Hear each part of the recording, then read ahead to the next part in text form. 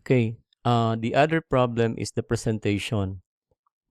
Now, our notes payable was dated on July 1, 2021. So, yung kanyang unang reporting date na maabutan siya ay December 31, 2021. Since ito ay 1 year lang or 12 months, meaning to say, maabutan lang siya sa December 31, 2021. Tanong is, ano ang kanyang presentation? Ang kanyang presentation is at 1 million, tapos yung discount niya, then mayroong na-amortize sa discount na 60. Therefore, 60 na lang yung natira. Ang kanyang carrying amount at the end ay 940. So ito yung ano natin, i-carry or ipipresent doon sa December 31, 20extend as current. Okay, current ito na notes payable. Ito yung mga notes. Okay. Una, basahin natin na isa-isa para matanda natin. ABC is referred to as the maker. Siya yung maker, siya yung issuer. Discount is contra liability. Dinideduct yan every time na mayroong presentation sa statement of financial position. Theoretically, all liabilities should be measured at present value. Theoretically except again, kung immaterial yung kanyang financing component. Ang ibig sabihin ng financing component dito is yung kanyang interest, okay, of that. Makikita natin kung dito, if we are considering this as immaterial, then yon at face value yung kanyang pagka-present. Okay. Discounting is prohibited by the standard prohibits, or the transaction is made in the usual customary terms.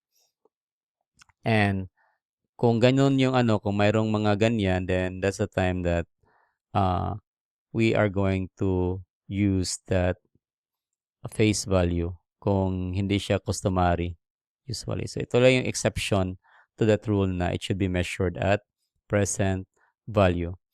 If the effect of the discounting is not the material, short-term note is nonetheless measured at present value. Okay, again kung hindi siya deemed na immaterial, ibig sabihin material siya, kailangan mo talaga siyang i-value at their present value. Yung judgment ng materiality, sinong pwedeng makapagsabi niyan? It's only the management. Ayan, management of the reporting entity.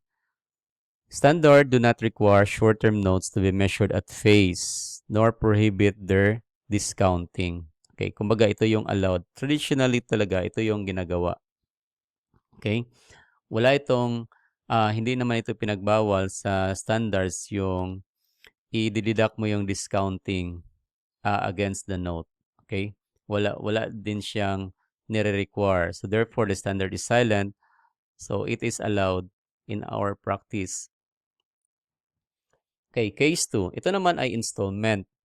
Ang effect ng discounting is immaterial pa rin. Okay, now how do we deal with this? Analysis, the note is measured at face. However, because the note is due on installments, the 120 advance interest is allocated over the installment period. So, simple lang ganun kung ganun yung pagkakaano niya. Installment yung pagbayad.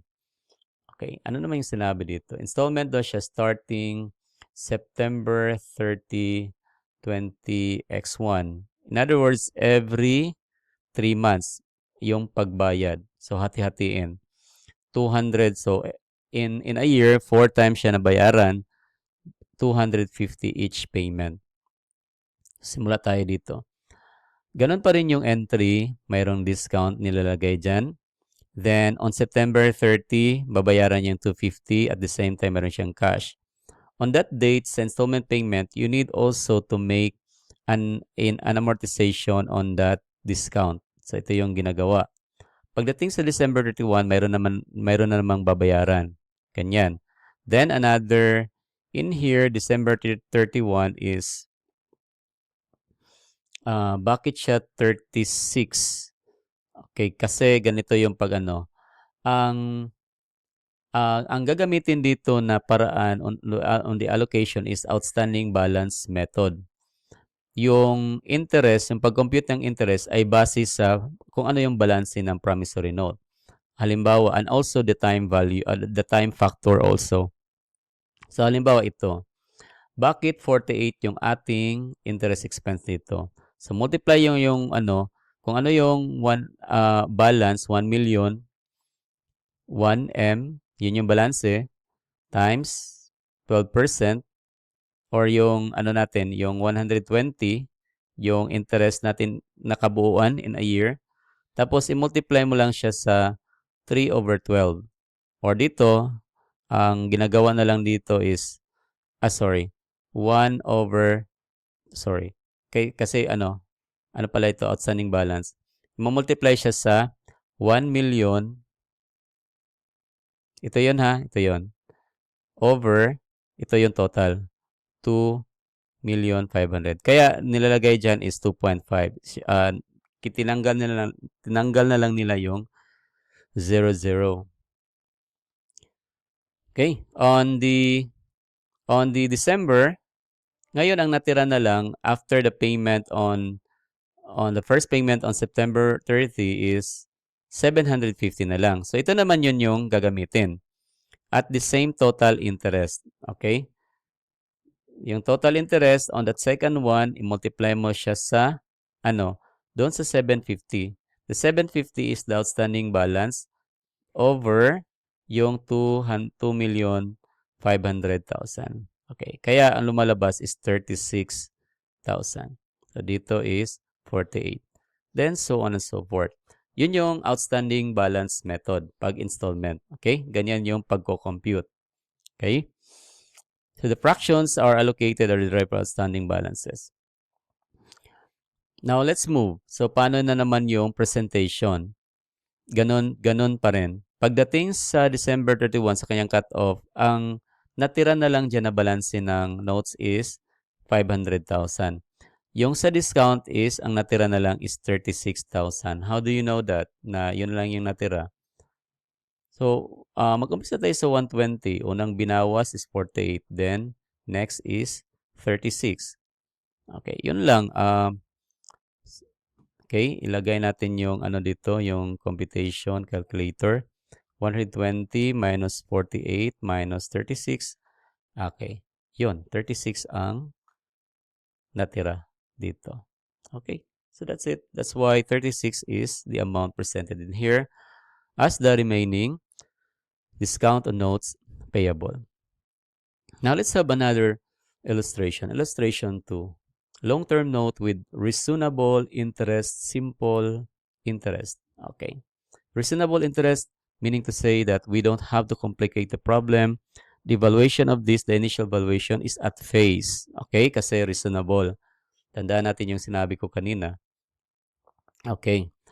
October 1, 20X1 ABC issued 2-year 12%, 1 million. Okay? The note payable, 2-year is in exchange for the piece of land. The principal is due on October 31, 20X3. So that's the third year. But the interest is due annually. Babayaran yung interest annually. That is based on the balance of this promissory note. However, the promissory note will due at the end of 2 years. So, meaning to say, hindi siya babayaran installment. Yung interest lang. So, what will happen in this case? Punta tayo ngayon sa analysis. Type of payable. Of course, long-term, right? With reasonable interest. 12%. That's the nominal or stated interest. No additional information given ang nakalagay dito. So that's why we assume that the current rate assumed to be equal to the current rate. Kung ano yung nominal rate na nakalagay dyan. Okay, yun lang yung natin. So as I said earlier, pag silent, which always assume that our interest rate is at reasonable. Okay, unless pag sinabi na reasonable. Initial measurement at face. The subsequent measurement face, then, or the expected amount. But anyway, that's at face, still at face. Type of interest, simple interest. Simple interest meaning to say that just use this interest rate, multiply to the face value, then you have to consider the time factor, kung how long it is running. Okay, umpisa tayo dito. Nag-acquire ng land, walang sinabi kung magkano yung cash price ng land. Kasi pag sinabi na mayroong cash price ng land, then we have to follow the cash price of the land. Therefore, in here, walang cash price ang land. We are going to follow kung ano yung face value ng notes. This would be our fair value. Okay. Ang fair value now would be that is coming from the face value. Next, there's an interest. Kanina sinabi ang interest is payable siya annually. Pero dito, hindi pa nag 1 year, naabutan na siya ng reporting date. Well, it is natural na kailangan mo talagang mag-recognize ng interest in a simple way of computation. Like this one, 1 million times 12%, 10 times 3 over 12. Why 3 over 12? October to December, that is 3 months. That 12% is good for 12 months. So that's how it is. Bakit ganon yung formula? To continue on, after the reporting date, on October 1, 20x2, nagkaroon na ngayon ng first payment of the interest. Tandaan natin na nagkaroon na tayo ng accrual at first of the interest payable, which is 30,000. So ito yon. Yan yung nangyari dyan.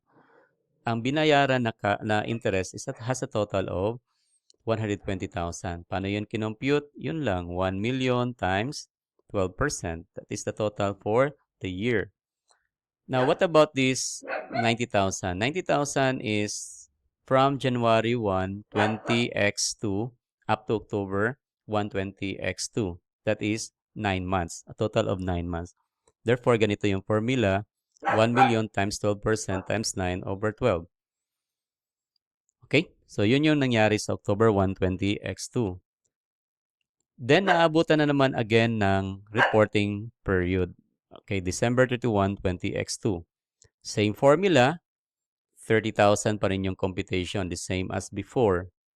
At this time, we're not using outstanding. Why? Because the principal balance of our notes payable is not decreasing. Hindi naman bumababa. Bakit?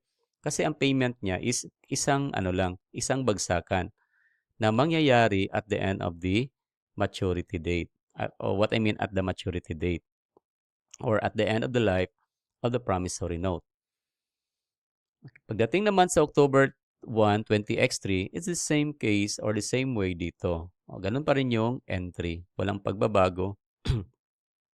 Then, on October 1, that is the last day to pay, the maturity date, therefore, the 1 million has to be paid fully. So, ito yung nangyari, credit, cash, debit, 1 million. That is for illustration number 3. Illustration number 2. We are having short-term already, illustration short-term notes payable and the long-term notes payable, and also with installment of a short-term notes payable. And also we have the long-term notes payable. However, the interest is reasonable. And also the interest computation is simple or simple interest rate. So next video, we are going to discuss about on the illustration with reasonable interest pa rin, pero compounded interest yung ginagamit. Medyo complicated siya.